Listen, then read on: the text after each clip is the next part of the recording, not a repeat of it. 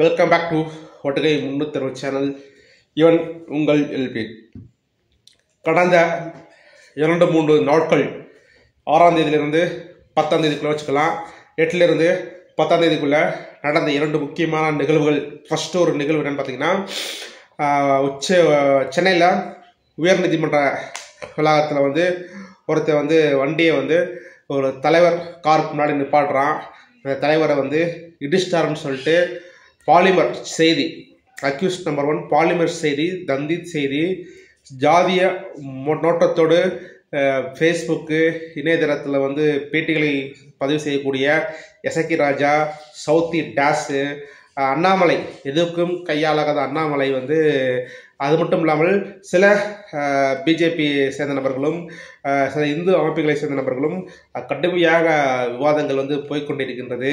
எவ்வாறு ஒருத்தரை இடிக்கலாம், தொல் திருமாவளவன் உள்ள உட்காந்துக்கிட்டு ஏவி விட்டு அடிக்கிறான் அப்படின்னு ஏகப்பட்ட வதந்திகள் போய்கொண்டே இருக்கின்றது. ஓகே, இது ஒரு புறம் இருக்கட்டும்.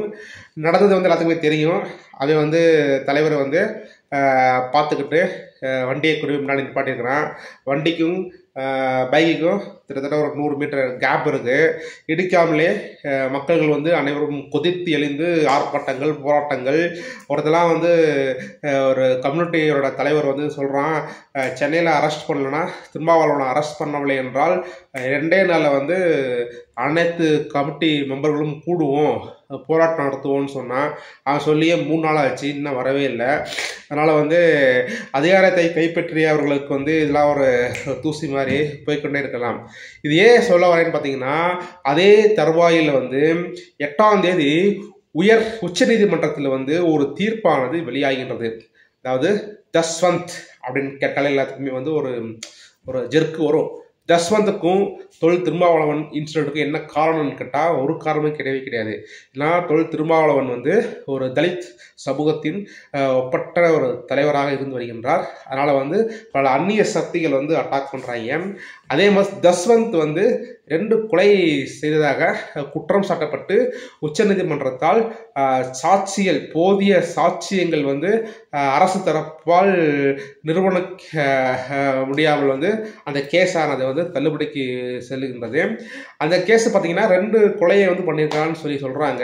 அது கொலை பண்ணல செகண்டரி, பட் 2 கொலையை உடன்பட்டிருக்கான்னு சொல்கிறாங்க. அப்போனா 2 கொலை நடந்திருக்கு இல்லையா?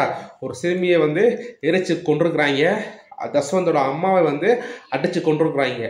2 கொலையை பற்றியும் இந்த சன் பரிவாளர்கள் அமைப்புகள் ஏன் வாய்வை திறக்கலை? இதே திருமாவளவன் இடிக்காத ஒரு பிரச்சனையை பாலிமர் செய்தி பிரேக்கிங் நியூஸாக போட்டு மக்களை ஏமாற்ற கொண்டிருந்த பாலிமர் செய்தி, தந்தி டிவி ஏன் இந்த செய்தியை முறையான கையெடுத்து ஒரு அறிக்கையானது, ஒரு விசாரணையானது, ஒரு தெளிவான அறிக்கையை வெளியிடவில்லை என்றால் அவன் தலித்தாக இருக்க முடியாது, பிற்படுத்தப்பட்டும் மிகவும் பிற்படுத்தப்பட்ட சமூகத்தை சேர்ந்த நபராக இருக்கக்கூடும். இந்த கேஸை இதுவரைக்கும் ஒரு தொலைக்காட்சியிலையும் ஒரு நியூஸ் பேப்பர்லையும் ஒரு டிபேட்லையும் ஒரு ஃபேஸ்புக்கில் கூட ஒரு கண்டனம் அறிக்கையானது வெளியிடப்படாத ஒரு இந்த ஜாதியை தூக்கி பிடித்துக் கொள்ளும் எசக்கி ராஜா அவர்களை, பிஎம்டி கட்சியோட தலைவர் தான் எசக்கி ராஜா, நீ ஏன்டா பேசு கொடுக்கவே இல்லை, நீலாம் வீரத்தை பற்றி பேசுகிற, மானத்தை பற்றி பேசுகிற, இதெல்லாம் நீ குரல் கொடுக்கணுமா இல்லையா? ஒரு குழந்தைய ஒருத்தர் எரிச்சு கொண்டிருக்கிறான், அவனும் கண்டுபிடிச்சு அவனை இல்லைன்னு சொல்லி வெளியிட்டுருக்குறாங்க. அப்போலாம் கொலை செஞ்ச ஒரு ஆள் இருக்கான்ல, அவனையே இந்த அரசு கண்டிக்க தப்பிக்க விட்டதுன்னு சொல்லி ஏன் அறிக்கை கொடுக்கல அப்படின்னு ஏகப்பட்ட கேள்விகள் இருந்து கொண்டு தான் இருக்கின்றது. அந்த கொலையை பற்றி பார்த்தீங்கன்னா, அவன் கொலைக்கும் உச்சநீதிமன்றத்தில் சொன்ன தீர்ப்புக்கு 7ஆம் பொருத்தமாக இருக்குது. உடனே என்ன சொல்கிறாங்க, இது அந்த கொலைக்கு மொத்தம் 5 காரண அம்சங்களை மையமாக வச்சு இந்த ஜஸ்வந்த் வெளியே வர்றான். எப்படின்னு பார்த்தீங்கன்னா, ஃபஸ்ட்டு அவங்க அம்மா ஏழை காலுக்கு கடைக்கு போயிட்டு வீட்டுக்கு வராங்க, குழந்தையை காணா. வித்தின் 1 ஹவரில் குழந்தையை காணாம். அந்த 1 ஹவரில் ஜஸ்வந்த் தான் அந்த குழந்தைய எடுத்துகிட்டு போய் பாலியல் பலாத்காரம் பண்ணிவிட்டு திருப்பி அந்த பாடி எடுத்துகிட்டு போய் எரிச்சு தான் சொல்லக்கூடிய அரசு தரப்புல எந்தவித சாட்சிகளும் நிரூபணம் செய்யப்படவில்லை. 1. 2வது, அந்த 1 ஹவரில் இது இவ்வளவு பெரிய லென்த்தியான ப்ராசஸை யாராலும் செஞ்சு முடிக்க முடியாது அப்படின்னு உச்சநீதிமன்றத்திலேருந்து ஒரு தீர்ப்பு சொல்கிறாங்க. ரெண்டாவது பார்த்தீங்கன்னா, அந்த வழக்கில் வந்து நான் தான் அந்த குழந்தைய வந்து ஜஸ்வந்த் கூட இருப்பதே என் கண்ணால் பார்த்தேன் அப்படின்னு சொல்லக்கூடிய ஒரு நிகழ்வும் நடந்தே உள்ளது. அவ்வாறு தெரிஞ்ச நபர் ஏன் குழந்தை காணாமல் போன டயத்தில் வந்து ஏன் எங்கள் அப்பா அம்மாட்ட சொல்லலை? அது ஒரு கேள்விக்குறியாகுது. ரெண்டாவது, சிசிடிவி ஃபுட்டேஜும் கிளியராக கிடையாது.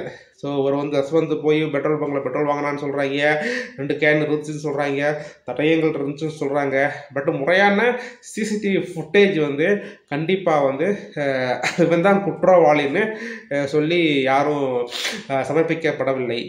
நான்காவது பார்த்தீங்கன்னா, டிஎன்ஏ டெஸ்ட் வந்து கரெக்டாக வந்து குற்றத்தை இவன் தான் பண்ணா அப்படின்னு சொல்லி எந்தவித ஆதாரங்கள் இல்லை என்று சொல்லி ஜஸ்வந்துக்கு கிடைத்த 46 ஆண்டுகள் சிறை தண்டனையும் ஆயுள் தண்டனையும் விடுவிக்கப்பட்டதாக அறிவிப்பானது வெளியாகி உள்ளது.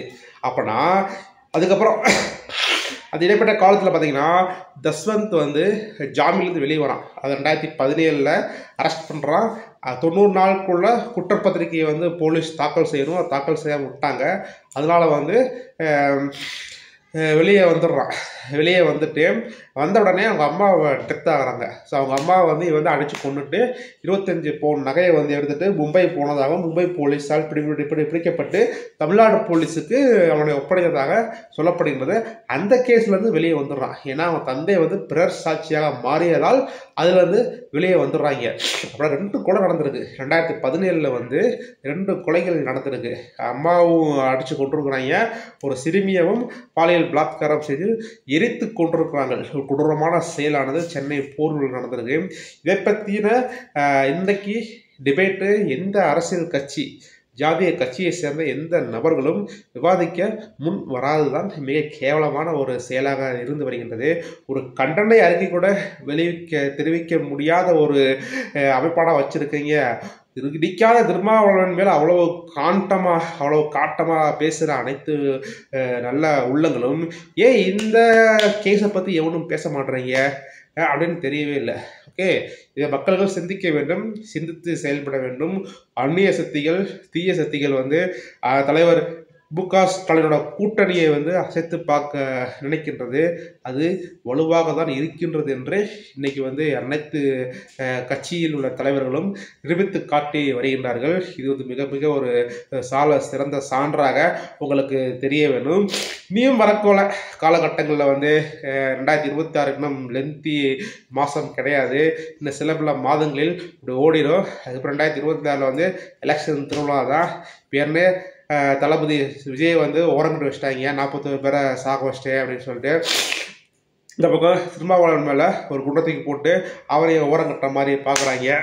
அதுக்கப்புறம் எடப்பாடி, அண்ணாமலை இது போன்ற காய் நகர்த்தி அதுக்கப்புறம் அரசியல் இது போன்ற சித்துக்கள் நடைபெறலாம். பொறுத்துன்னு தான் பார்க்கலாம். ஓகே, காலம் வந்து எல்லாத்துக்கும் வந்து கனியாக அமையாது, அது காயாகத்தான் இருக்குது. சில டைமில் வந்து அதை ஏற்றுக்கொண்டு தான் ஆக வேண்டும். ஜெய் பீம்.